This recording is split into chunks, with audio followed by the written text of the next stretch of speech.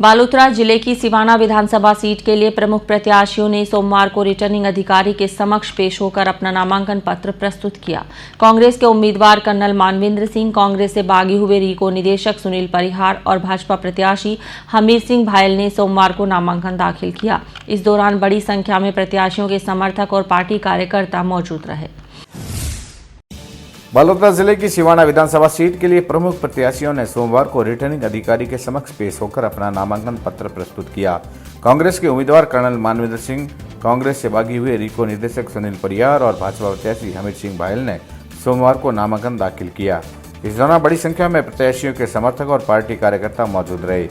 बाड़मेर और सिवग के साथ साथ हाट क्षेत्र में सिवाना की हॉट सीट बनी हुई है। यहाँ से भाजपा ने मौजूदा विधायक हमीर सिंह भायल को अपना प्रत्याशी बनाया है, तो कांग्रेस ने अप्रत्याशित निर्णय लेते हुए पूर्व सांसद कर्नल मानवेंद्र सिंह जसोल को टिकट देकर सबको चौंका दिया। ऐसे में यहां से पिछले लंबे समय से कांग्रेस के लिए चुनाव की तैयारी कर रहे रीको के निदेशक और मुख्यमंत्री अशोक गहलोत के करीब सुनील परिहार बागी हो गए। हालांकि पार्टी की ओर से सुनील परिहार को मनाने की काफ़ी कोशिशें की गई, लेकिन वे नहीं माने और सोमवार को पर्चा दाखिल कर निर्दलीय ताल ठोक दी।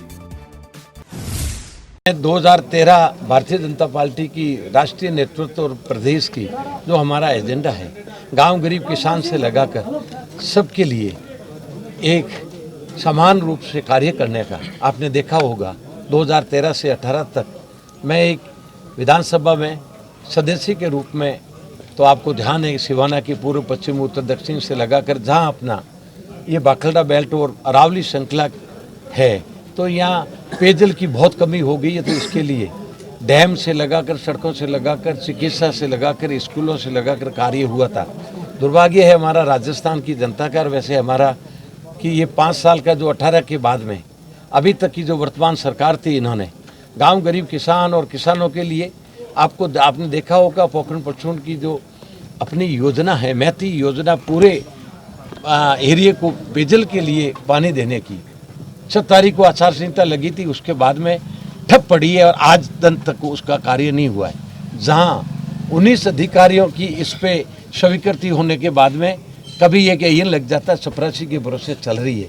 मेरा पहला कार्य ये रहेगा कि पेयजल के लिए, पीने के लिए पानी की जो महती आवश्यकता है, उसको सरकार बनते ही मैं विधानसभा में जाते प्राथमिकता के तौर पर पेयजल के सुविधा के लिए कार्य करूंगा। ये रेगिस्तानी एरिया है तो हमेशा पेयजल व्यवस्था तो रहेगी, और उसके साथ साथ क्योंकि सिवाना हमेशा कृषि क्षेत्र में प्रसिद्ध रहा है, परंतु भूजल स्तर गिरने के कारण जल की व्यवस्था सुधारना, सिंचाई की व्यवस्था सुधारना और माही परियोजना जो कई वर्षों से पेंडिंग है, उसको वापस जीवित करना, ये मेरा लक्ष्य है। वो तो मेरे से बहुत वरिष्ठ हैं और मुझे विश्वास है कि वो जो भी निर्णय लेंगे वो कांग्रेस पार्टी के हित में लेंगे। कार्यकर्ताओं की ऊर्जा, कार्यकर्ताओं का उत्साह और जो आंखों में जो झलक है, उसको देखकर मुझे भी विश्वास है कि ये सीट राहुल गांधी जी, जिन्होंने विश्वास से मुझे यहाँ भेजा है, ये सीट राहुल गांधी जी खाते में जाएगी। संपूर्ण प्रतिनिधित्व था सिवाना विधानसभा का, जो बूथ नंबर 1 बावड़ी खुर्द से शुरू होते हुए और अंतिम छोर तक 278वें बूथ तक के सारे लोग और कार्यकर्ता उमंग के साथ आए।